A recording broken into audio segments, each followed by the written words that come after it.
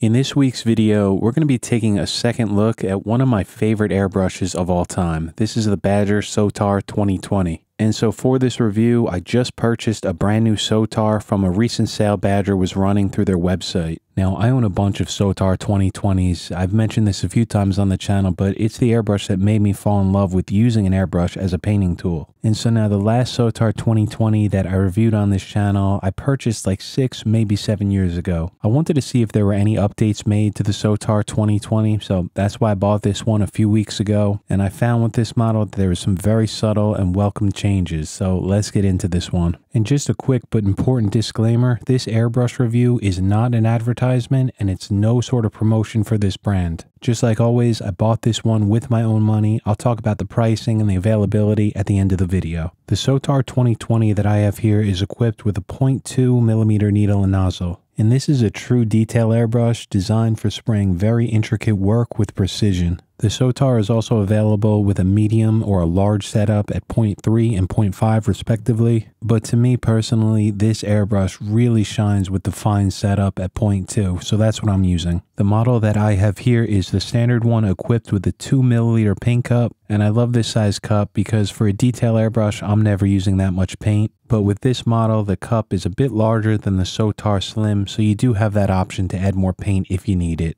Now, on the back of this model, in my opinion, we have the greatest rear handle assembly ever designed for an airbrush. And to me personally, no other brand comes close to Badger's design with this one. The first thing that you probably notice is the cutaway. Now, a lot of airbrush brands have a cutaway rear handle and they market it as a way to quickly flush out any paint or cleaner within the paint cup. And it definitely works. You could do this by pressing down on the airbrush trigger so that air is flowing through the airbrush. And then when you pull back on the chucking nut, it fully retracts the needle from the nozzle, flushing out any sort of paint or cleaner within that cup. But you could do pretty much the same thing by pressing down on the trigger and then fully retracting it. So on all other airbrush brands, it's nice to have, but in my opinion, it's mainly there for aesthetics. It looks cool, but isn't really that practical. And so now Badger's cutaway rear handle is a completely different story. Yes, you could also use it for quick flushes, but what makes it so brilliant is that it allows you to retract the needle or remove it while the rear handle is still connected. With the rear handle on the airbrush, all you need to do is loosen up that needle chucking nut and then the needle can be retracted right out of the back of the airbrush. Now this might not seem like a big deal, but to me it's so incredibly important.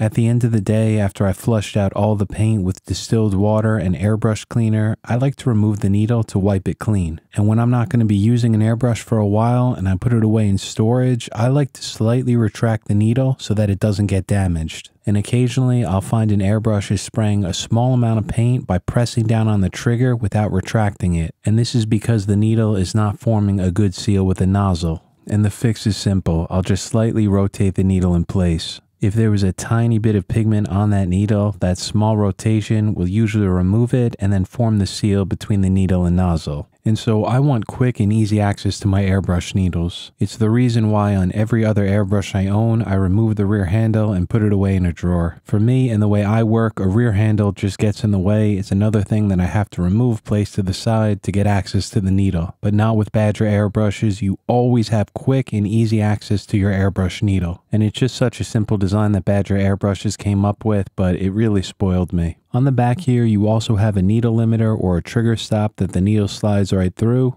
And just like other brands, you could use this to preset your trigger distance if you'd like to. Underneath the macro lens, the exterior of this airbrush is excellent. I've always loved the finish on the SOTAR 2020. It has this subtle satin black finish, and depending on the lighting, sometimes it even looks matte. It's just a very cool finish. They also blacked out the front of this airbrush, which I think is a very nice touch. The air regulator on the front that holds the nozzle down used to be a different color. It was metallic chrome coating. And the airbrush nozzle and needle are also perfectly centered within the front of the airbrush within that air regulator. The finishing within the paint cup is not so great. And this is a standard and what you're going to see with a lot of Badger airbrushes. You can even see some threading in the front of this airbrush. I'm not quite sure what that is. It's always been my least favorite thing about this brand. And I've talked about this before. The finishing is not the reason that so many of us love Badger airbrushes. It's the way they spray, their precision, the way they atomize paint, and their insanely responsive trigger. The trigger itself is also Badger's standard round one. It's very comfortable, it gives you good grip, and the height on this one is perfect. It's not too tall and it's not too short. And of course, the responsiveness of this trigger and the way the head system is designed is just one of the most accurate out there. And so now, because this is an airbrush review, like always, I want to show you all the internal parts, so we're going to do a quick breakdown here. With the rear handle still connected, I can loosen up that chucking nut and retract the needle right out of the back of the airbrush. Then I unscrewed the rear handle to remove it, and here we have access to the entire rear spring assembly. You'll see this small brass retaining spring screw, and you could use this to adjust the tension on that trigger. I personally prefer more tension and resistance on my airbrush trigger, so I tighten this down all the way. But if you want that trigger to feel a little bit softer, you can unscrew this a few turns. In order to remove this entire assembly, it just unscrews. The part that I'm grabbing here that has some knurling on it is called the tube housing. And if I continue to unscrew this, the entire assembly will retract right out of the back of the airbrush. Once this is out, this is the entire rear assembly put together. It consists of 4 parts. Once I unscrew the retaining spring screw, I can retract the needle collet right out of that tube housing. And you can see within that tube housing is the spring itself. Out of any of the airbrushes available today, this is one of the more complicated rear spring assemblies. But it is simple to put back together. The first thing I'm doing here is placing the spring within the housing. And then I'll take that needle collet and insert it through the back, and you will need to rotate it here in order for it to fit through. And then once that's through, I will take this brass retaining screw, screw it into the other side, and that's it. That's the entire rear spring assembly fully assembled. So yeah, it might be a little bit more complicated than some of the other airbrush brands, but if you're like me, I only remove this from my airbrush once every year, probably once every 2 years to clean it out. And then in the center of the airbrush is the trigger itself. It lifts right out of the body of the airbrush as long as that needle is fully removed. Nice simple design. You can see that the plunger is connected to it, goes straight down to that air valve below it. And just like all Badger airbrushes, we have the back lever just behind that trigger, which is separate. It's very tricky to get back into place, but again, you're not going to remove this that often. I will say that as I was breaking down this airbrush, there was a ton of grease or lubrication within many parts of it. There was also a small glob of that grease within the paint cup that I needed to clean out, so I'm not quite sure why all that was needed. Maybe it's part of the machining process, not quite sure.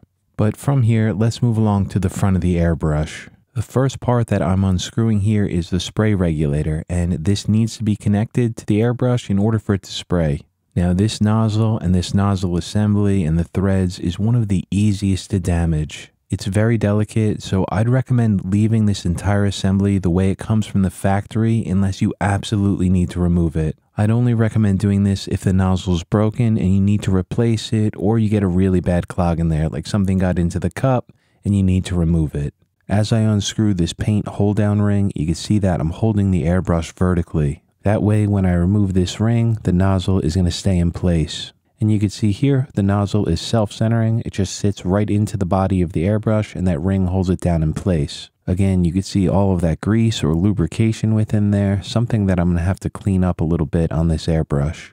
And here's the 0.2mm nozzle. It's smaller than a grain of rice, extremely delicate and easy to break. Again, on this particular airbrush, I do not recommend removing this unless you absolutely need to. And besides the nozzle itself, the threading on the hold down ring and regulator are incredibly small. And if you over tighten any of these parts, you're going to strip those threads. I've done it before in the past. You need to be very, very gentle with this one. So just remember, one of the most important rules, everything on an airbrush should always be hand tight. Soft jaw pliers are amazing to give yourself some grip, but they're only used to remove parts of an airbrush, never ever to tighten anything down. And you can see that's what I did here. Everything is hand tight, just very gently screwed it down.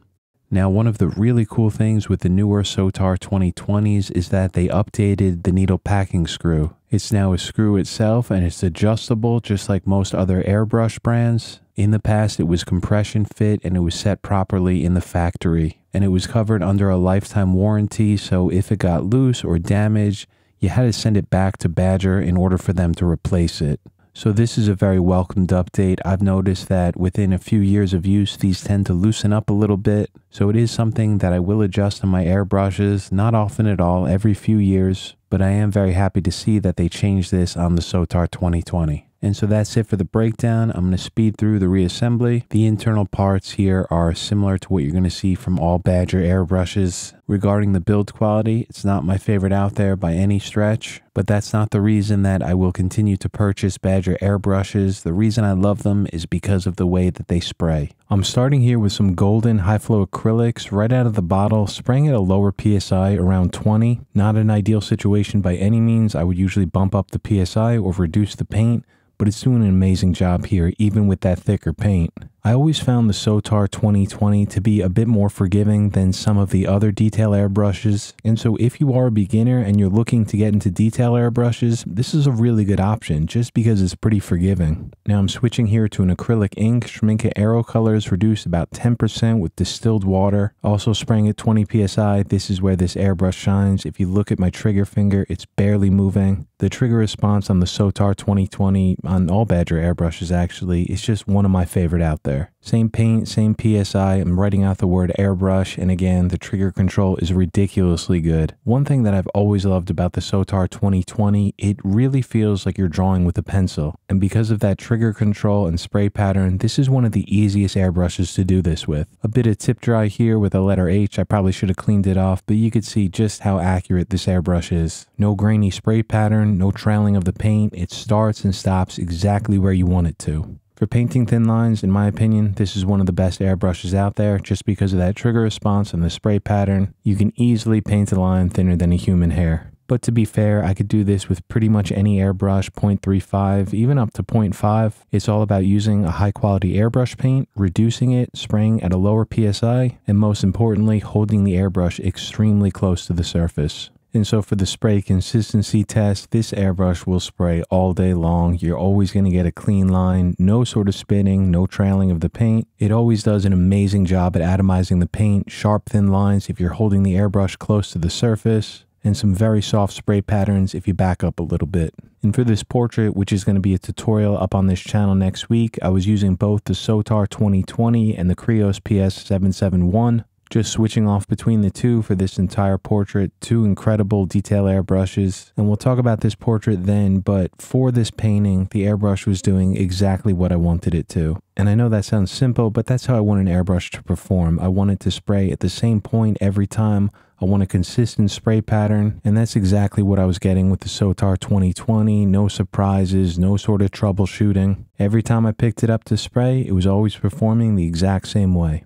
And so the SOTAR 2020 is always going to be a special and important airbrush to me. It's always going to be one of my favorite detail airbrushes. About a year or two ago, one of my complaints with this airbrush was just the availability. It was hard to find in stock. And so I'm not quite sure what Badger is doing, but over the last few months, I'm happy to say that I've seen this airbrush available everywhere at an incredible price. I always see it available and in stock on Amazon, on Spray Gunner, Blick Art Supply. And I don't know what's going on, but the price on this one is insane right now. It's like $88, $89 US. And again, you know I have zero connection with any airbrush brand. I have zero connection with Badger airbrushes. I'm just so happy to see one of my favorite airbrushes available again and at a really good price. And so obviously this is an airbrush that I'm always going to highly recommend. As I mentioned earlier, Badger was running a promotion a few weeks ago. I was able to pick this one up for $80 US including shipping. And so obviously I couldn't be happier with that. It's nice to have another SOTAR. It's kind of embarrassing to admit how many of these airbrushes that I own. But if you do have an airbrush collection like I do, the SOTAR 2020 is a must add to that collection. It's a legendary airbrush and it's loved by so many for the way that it sprays and performs. And so that's going to be it for this review. I do hope that you guys enjoyed this one. I hope all of you are well, having a great week. Take care everyone. I'll see you back here next Friday.